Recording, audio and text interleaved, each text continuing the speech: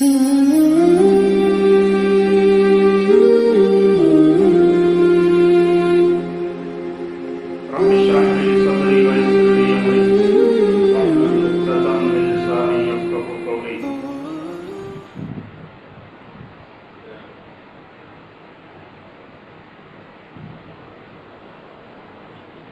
رمضان المبارک میں بہت سارے احباب زکوٰۃ کی ادائیگی کرتے ہیں اور بہت سارے سوالات ایسے آتے ہیں جن میں زکوٰۃ کے تعلق سے مسائل پوچھے جاتے ہیں۔ مناسب معلوم ہوتا ہے کہ آج کے خطبہ جمعہ میں زکوٰۃ کے تعلق سے کچھ گفتگو کی جائے۔ زکوٰۃ اسلام کے بنیادی ارکان میں سے ایک رکن ہے جو مسلمانوں پر فرض کیے گئے ہیں۔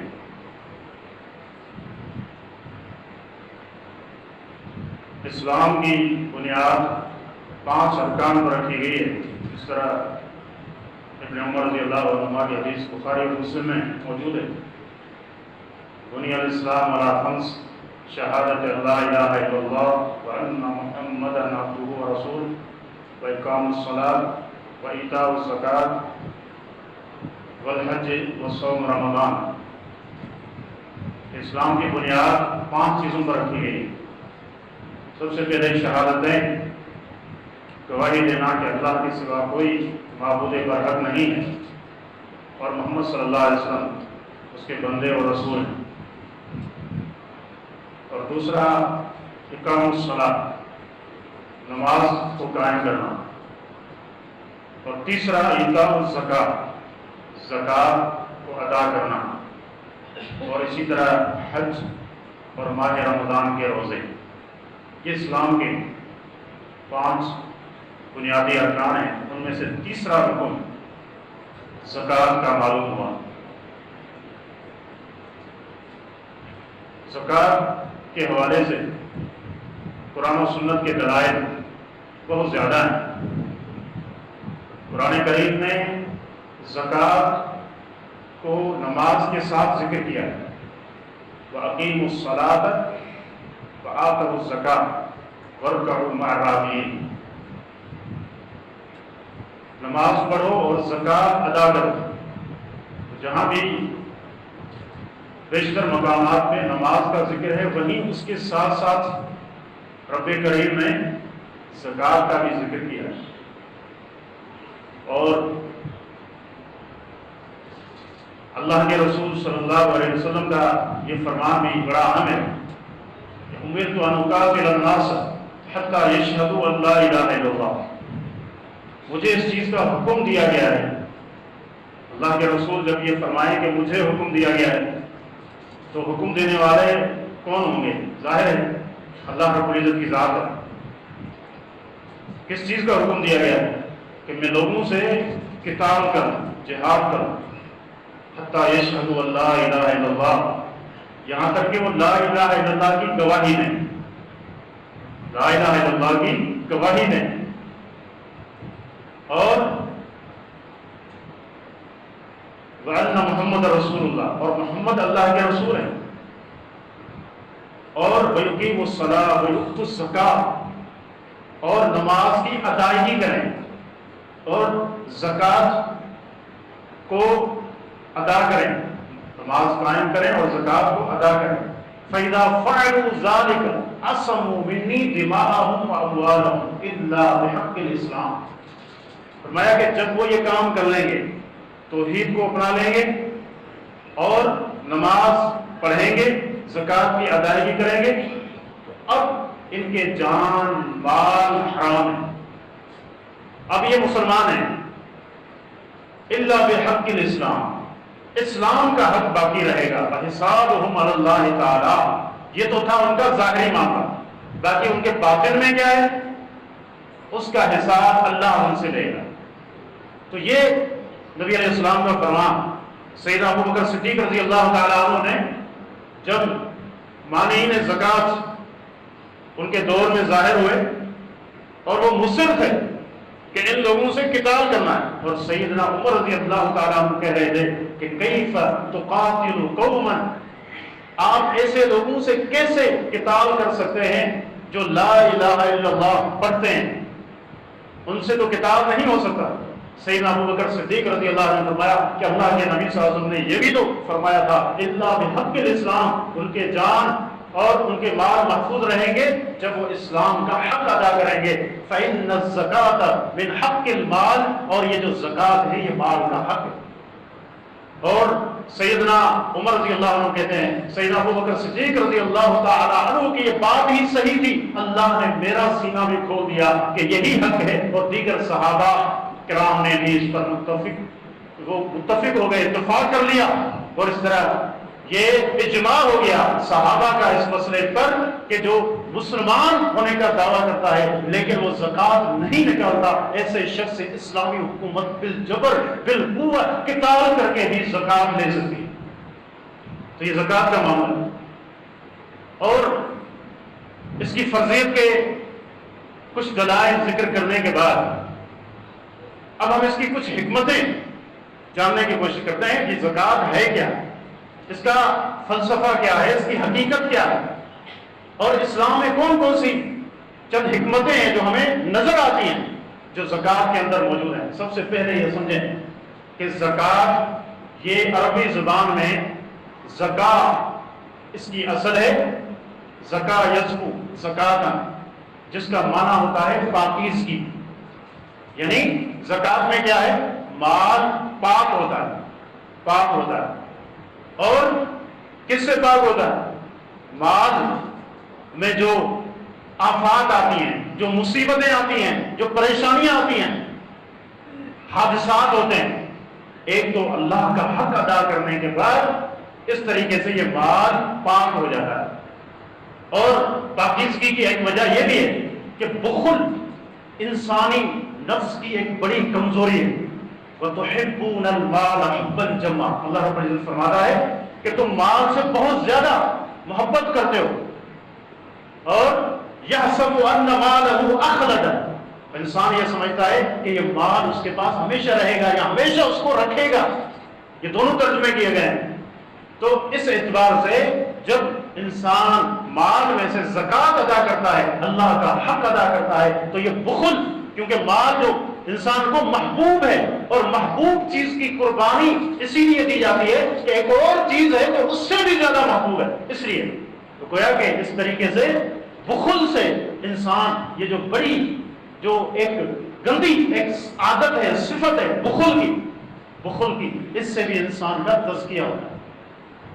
اور اسی طرح جو اللہ رب العزت کی سنت ہے مخلوق کے حوالے سے، اللہ رازق ہے، لیکن رب العالمین نے اپنی حکمت کے تحت کسی کو زیادہ نوازا ہے، کسی کو کم دیا ہے۔ اب یہ دونوں کا امتحان ہے، دونوں کا اہتمام ہے، یہ دونوں کا امتحان ہے، ان کی آزمائش ہے، مال کا ہونا یا مال کا نہ ہونا، یہ دونوں آزمائش ہیں۔ اب دیکھیں اللہ نے آزمایا کسی کو مال دے کر، مقصد کیا ہے؟ مقصد یہ ہے کہ اب یہ اس کے حقوق ادا کرتا ہے یا نہیں، اللہ کے راستے میں خرچ کرتا ہے یا نہیں، یا یہ سانپ بن کے اس کے اوپر بیٹھتا ہے اور ایک ایک چیز گنتا ہے، تعس عبد الدرہم، تعس عبد الدینار، تعس عبد الخمیس۔ اللہ کے نبی صلی اللہ علیہ وسلم نے بد دعا کی کہ جو درہم و دینار کا بندہ ہے، جو روپے کا پجاری ہے، ایسا شخص تباہ اور برباد ہو جائے، تباہ اور برباد ہو جائے۔ تو اس تعلق سے انسان کی ایک آزمائش ہے یہ مال۔ غنی کو اللہ آزماتا ہے کہ وہ اس پر شکر ادا کرے اور اللہ کے حقوق ادا کرے، یہ کرتا ہے یا نہیں کرتا۔ اور جو فقیر ہے اللہ اس کو بھی آزماتا ہے کہ یہ سب سے پہلے صبر کرتا ہے یا نہیں کرتا۔ اور اسی طرح غنی جو حق ہے اس کے مال کا وہ اس فقیر کو، اس غریب کو دیتا ہے یا نہیں دیتا، یہ دونوں کی آزمائش ہے۔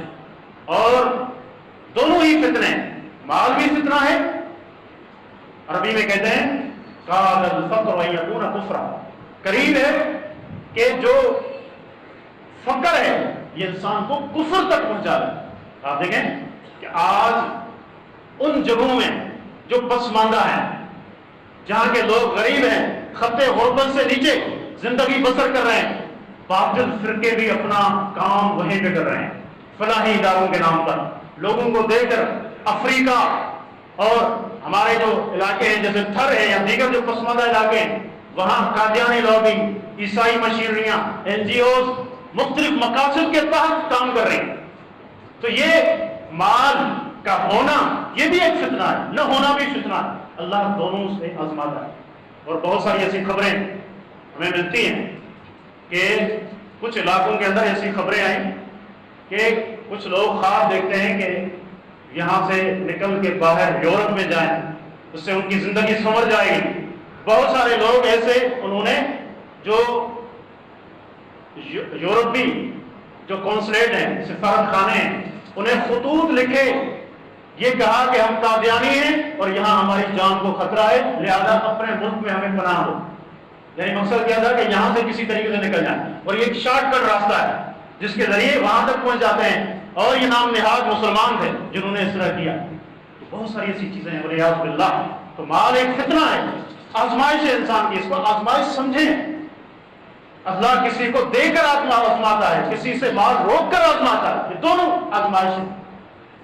اسی طرح ایک اور جو نقطہ ہے وہ یہ کہ اسلامی معاشرے میں زکوٰۃ سے ایک ایسا معاشرہ تشکیل پاتا ہے کہ جس میں لوگ ایک دوسرے سے ہمدردی کرتے ہیں، اور جو غنی ہے وہ جو فقیر ہے، جو غریب ہیں، ان کی تکلیف کو محسوس کرتا ہے، ان کو سمجھتا ہے، اور ان کا وہ حق ان کو دیتا ہے۔ اس طریقے سے پھر کیا ہے، معاشرہ بہترین اقدار پر پروان چڑھتا ہے، اس میں اچھائیاں پیدا ہوتی ہیں۔ اگر اس طرح نہ ہو جیسے سرمایہ دارانہ نظام یا دیگر جو اسلام کے مقابلے میں نظام ہے، وہاں آپ دیکھیں وہاں جو مال اور دولت ہے وہ چند ہاتھوں میں رہ جاتی ہے، غریب غریب تر ہوتا جاتا ہے، اور جو امیر ہے امیر تر ہوتا جاتا ہے، اور پھر نتیجے میں کیا ہوتا ہے، معاشرتی برائیاں جنم لیتی ہیں۔ وہ فقیر احساس کمتری میں کہیں آ جاتا ہے، اور کہیں پیٹ بھرنے کے لیے وہ کیا کرتا ہے، غلط وہ طریقے استعمال کرتا ہے، ڈکیتیاں ہوتی ہیں، چوریاں ہوتی ہیں، والعیاذ باللہ، بدکاری ہوتی ہے۔ اس کی جو مین وجوہات میں سے ایک وجہ یہ بھی ہے کیونکہ یہ لوگ فقیر ہیں، غریب ہیں، اس طریقے سے وہ سمجھتے ہیں کہ اپنا پیٹ پالیں گے، والعیاذ باللہ۔ تو آپ دیکھیں کہ جو اسلامی معاشرہ ہے، اسلامی معاشرہ جو اسلام تشکیل دینا چاہتا ہے، ان میں ان تمام خرابیوں سے بچاؤ ہوتا ہے، اور ایک غریب کی بھی عزت محفوظ ہوتی ہے، اور وہ بھی کھاتا اور پیتا ہے۔ آپ دیکھیں جو خلفائے راشدین کا عہد ہے، آپ دیکھیں ہمارا ماضی بڑا سنہرا شاندار ہے، قابل فخر ہے، لیکن ضرورت اس بات پر ہے کہ ہم اس سے سبق لیں۔ اور آپ دیکھیں خلافت راشدہ میں کیا شاندار نظام تھا، نظام زکوٰۃ، اور اس وجہ سے اللہ رب العزت نے اتنا نوازا، اتنا۔ عمر بن عبد العزیز رحمہ اللہ کے وقت میں لوگ زکوٰۃ لے کر نکلتے تھے، زکوٰۃ لینے والا کوئی نہیں ملتا تھا، کوئی نہیں ملتا تھا۔ وہ چاہتے تھے کہ کوئی ہم سے زکوٰۃ لے۔ یہ اس کے فوائد ہیں کہ یہ آج بھی اگر یہ نظام حقیقی معنی میں نافذ کر دیا جائے، آج آپ کی معیشت بالکل دگرگوں ہے، آئے روز اس کی حالت پتلی ہوتی جا رہی ہے، اور ہم کیا ہیں، ہم IMF کی طرف اپنے ہاتھ بڑھا رہے ہیں، اور وہ ہمیں ناک سے نیچے زمین پر رگڑ رہا ہے، لکیریں وہاں سے ہماری ہو رہی ہیں، لیکن ان کی شرائط سخت سخت ہوتی آ رہی ہیں، اور پتا بھی ہے کہ یہ سودی نظام ہے، اللہ کے ساتھ جنگ ہے جس میں کبھی کامیابی نہیں ہو سکتی۔ لیکن پھر بھی ہم آج بھی اگر چاہتے ہیں معیشت بہتر کرنا تو سودی راستہ، یہ زکوٰۃ کا راستہ نہیں۔ آج بھی اگر یہاں کے جو امیر لوگ ہیں زکوٰۃ نکالنا شروع کریں، آپ کو کسی چیز کی ضرورت نہیں رہے۔ لیکن کیا کیا جائے، آج خود حکمران اس چیز کو پسند نہیں کرتے، وہ دوسروں کی کاسالیسی کرتے ہوئے فخر محسوس کرتے ہیں، کشکول ان کے ہاتھ میں ہے، کبھی کسی ملک کے پاس، کبھی کسی کے پاس، لیکن بھول جاتے ہیں کہ اسلام کا یہ شاندار نظام ہمارے پاس موجود ہے۔ حقیقی معنی میں اگر یہ نافذ ہو جائے، یقین جانیں کہ آپ کو یہاں پر بھی کوئی غریب نظر نہ آئے۔ آج ہمارا بچہ مقروض ہے ان سودی اداروں کا، جو پیدا ہی نہیں ہوا، 2-2.5 لاکھ روپے کا ایک بچہ تک مقروض ہے، جو بھی ایسے بھی جو ابھی پیدا نہیں ہوئے ان کے ذمہ قرض ہیں۔ تو یہ حالات کیوں ہیں؟ اس کی وجہ یہ ہے کہ ہم نے اللہ کے ساتھ اعلان جنگ کیا، اور اللہ کا جو نظام تھا زکوٰۃ کا وہ ہم نے نافذ نہیں کیا۔ بہت ساری باتیں اس تعلق سے ہو سکتی ہیں، لیکن میں چاہتا ہوں کہ چند ضروری جو مسائل ہیں زکوٰۃ کے ان کی طرف بھی آؤں۔ تو دیکھیں کہ زکوٰۃ ہر صاحب نصاب پر سال میں ایک مرتبہ فرض ہے، اور نصاب کا ہونا بھی ضروری ہے اور سال کا گزرنا بھی ضروری ہے۔ اگر نصاب پورا نہیں ہے تو پھر بھی زکوٰۃ فرض نہیں ہے، اور سال نہیں گزرا نصاب موجود ہے پھر بھی زکوٰۃ فرض نہیں ہے۔ ضمناً ایک اور بات، بہت سارے لوگ سمجھتے ہیں یا ان کا ایک تصور ہے، اچھی سوچ ہے، وہ سمجھتے ہیں کہ رمضان میں زکوٰۃ دینی چاہیے، اسی وجہ سے شاید سوالات بھی بہت زیادہ ہوتے ہیں زکوٰۃ کے تعلق سے۔ حالانکہ ایک بات ذہن نشین کر لیں کہ زکوٰۃ کا تعلق رمضان کے ساتھ نہیں ہے، اس کا تعلق ہے آپ کے پاس نصاب ہے اور اس پر سال گزر گیا۔ اب سال کسی کا کسی اور مہینے میں ہوتا ہے، رمضان کے علاوہ کسی اور مہینے میں، شوال میں ہوتا ہے، محرم میں ہوتا ہے، سفر میں ہوتا ہے، کسی اور مہینے میں ہوتا ہے۔ اب اسی مہینے میں ان کو زکوٰۃ ادا کرنا فرض ہوگی، تو رمضان کا انتظار نہیں کرنا چاہیے، اصل یہ ہے۔ اور عام طور پر لوگ سنتے ہیں کہ رمضان میں عمل کا اجر و ثواب بہت بڑھ جاتا ہے، شاید یہ بھی ایک وجہ ہو کہ وہ سمجھتے ہیں کہ اجر و ثواب زیادہ ہے، تو لہذا ہمیں زکوٰۃ بھی رمضان کے مہینے میں ادا کرنی چاہیے۔ لیکن یہ جو نوافل ہیں یہ ان کے تعلق سے، فرائض اگر آپ کے اوپر کسی اور وقت میں رمضان کے علاوہ کوئی فریضہ آ گیا تو اس کی ادائیگی اس میں کرنا آپ کے لیے افضل ہے۔ اور ہاں باقی جو نفلی صدقات ہیں ان کا اہتمام کرنا چاہیے، ان کا اجر و ثواب بہت زیادہ ہوتا ہے۔ تو یہ بھی ایک ضمنی مسئلہ تھا بہت سارے لوگوں کے ذہنوں میں۔ اور جہاں تک ہم بات کریں کہ نصاب کیا ہے، نصاب جو سونا چاندی کرنسی جسے ہم کہتے ہیں روپیہ نوٹ، تو اس میں 7.5 تولہ سونا اگر کسی کے پاس ہے تو وہ یہ نصاب ہے سونے کا، اور اسی طرح 52.5 تولہ چاندی اگر کسی کے پاس ہے تو یہ چاندی کا نصاب ہے۔ تو یہ نصاب ہے اور اس پر سال گزر گیا تو اب جو ہے 2.5% کے اعتبار سے یا 40واں حصہ اس میں سے نکالنا یہ ضروری ہے، یہ فرض ہے۔ تو پیسے کا معاملہ بھی یہی ہے، اگر نقدی میں ہم جو اصل ہے جو علماء نے جو جس کو بنایا وہ ہے چاندی، اگر نقدی یعنی 52.5 تولہ چاندی تک پہنچ جائے اس کی قیمت اور اس پر سال گزر جائے تو پھر اس میں سے بھی 40واں حصہ نکالنا فرض ہے، واجب ہے۔ تو یہ تو ہو گیا سونے چاندی اور کرنسی کا معاملہ۔ اسی طرح جو ایک اور مسئلہ آتا ہے، میں اہم چند مسائل کیونکہ وقت ہمارا قریب ہے۔ اب مثال کے طور پر کسی کی دکان ہے تو دکان کے حوالے سے کس طرح اس کی زکوٰۃ نکالی جائے، اس کا کیا طریقہ ہے؟ تو سال جب پورا ہو جائے اس پر تو دکان میں جتنا سامان موجود ہے اس کی موجودہ ریٹ کے اعتبار سے اس کی قیمت لکھیں، اور اسی طرح جو نقدی آپ کے پاس موجود ہے اس کے علاوہ اور اس پر بھی سال گزر گیا ہے تو اس کو بھی اس میں شامل کریں۔ اور یہاں اگر کوئی قرضہ ہے تو قرضے کی بھی 2 صورتیں ہیں۔ ایک قرضہ وہ ہے کہ ممکن الحصول ہے، جس کے بارے میں یہ ہے کہ وہ مل جائے گا، ابھی ملا نہیں ہے، تو پھر اس کو بھی وہاں شامل کر دیا جائے۔ اور دوسری صورت یہ ہے کہ رقم پھنسی ہوئی ہے اور پتہ ہی نہیں ہے کہ یہ ملے گی نہیں ملے گی، یا کورٹ میں کیس چل رہا ہے اور کوئی پتہ نہیں ہے کہ یہ اس کا حق اس کو ملے گا یا نہیں ملے گا، کیونکہ ہمارا نظام عدل واقعتاً یعنی کافی اس میں اشکالات ہیں۔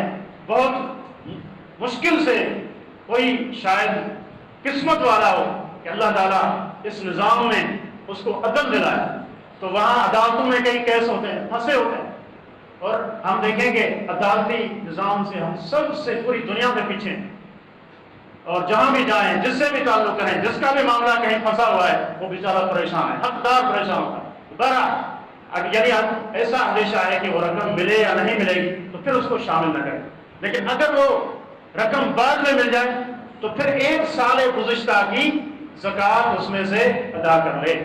تو یہ دکان کے حوالے سے۔ باقی جو فیکٹریاں ہوتی ہیں اور کسی نے دکان اگر کرائے پہ دی گئی ہے، کسی کا ذاتی گھر ہے، تو ظاہر ہے کہ جو ذاتی جو استعمال کی چیزیں ہیں ان پر زکوٰۃ نہیں ہے۔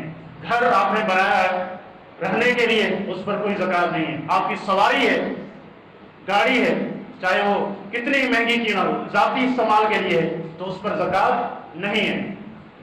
اور دکان اگر کرائے پر دی ہوئی ہے، لیکن اگر کرایہ اتنا ہے کہ گزر بسر ہو جاتا ہے تو پھر اس پر بھی زکوٰۃ نہیں ہے، لیکن اس کی آمدنی اتنی ہے کہ سال تک وہ آپ کے پاس رہتی ہے تو پھر اس کی بھی زکوٰۃ نکالی جائے گی۔ باقی جو مشینری ہے اور اسی طرح جو کچھ چیزیں ہوتی ہیں ذاتی استعمال کی، الماریاں دوسری چیزیں رکھی ہوتی ہیں، تو ان کے اوپر زکوٰۃ نہیں ہے۔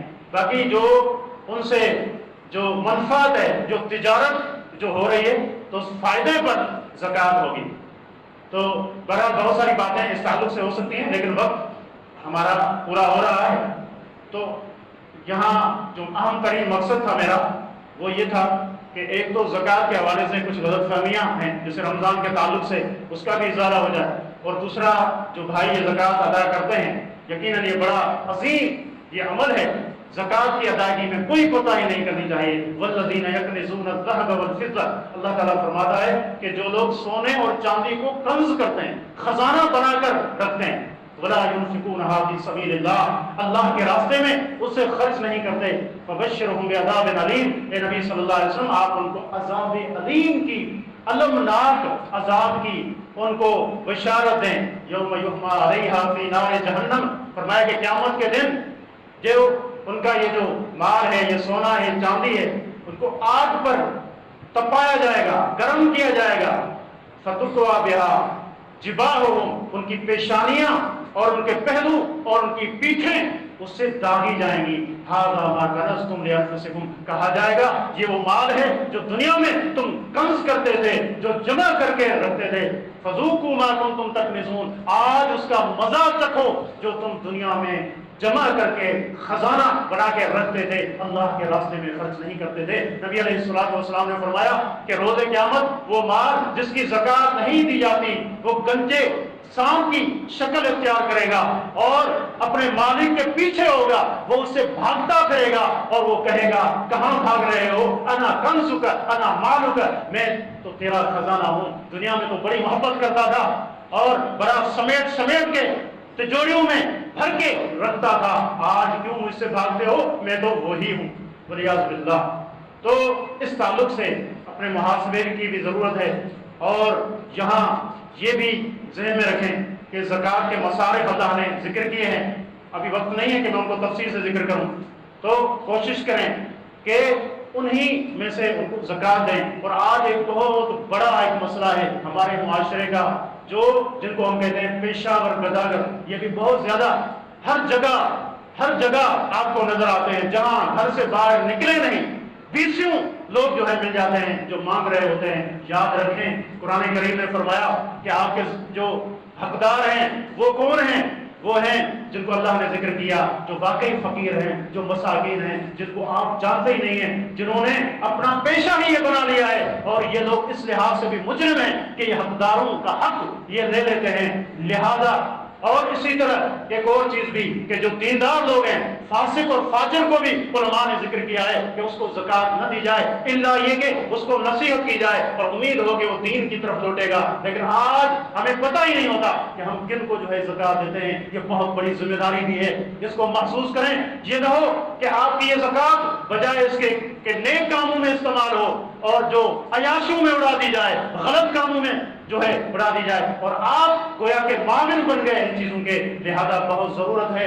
نبی علیہ الصلوۃ والسلام نے کیا فرمایا کہ فقیر کو صدقہ دینا یہ ایک صدقہ ہے, لیکن جو فقیر ہے, محتاج ہے اور آپ کا رشتہ دار بھی ہے, اس کے ساتھ یہ آپ کو ڈبل اجر ملے گا. کیوں؟ ایک تو صدقے کا اجر ملے گا اور دوسرا رشتہ داری کو جوڑنے کا بھی اجر ملے گا. تو لہذا یہ کچھ مختصر گزارشات تھیں زکوٰۃ کے تعلق سے, ان کو اپنے سامنے رکھیں. اللہ رب العزت سے دعا ہے کہ رب العالمین اسلام کے تمام ارکان اور فرائض کی ہمیں ادائیگی کی توفیق عطا فرمائے.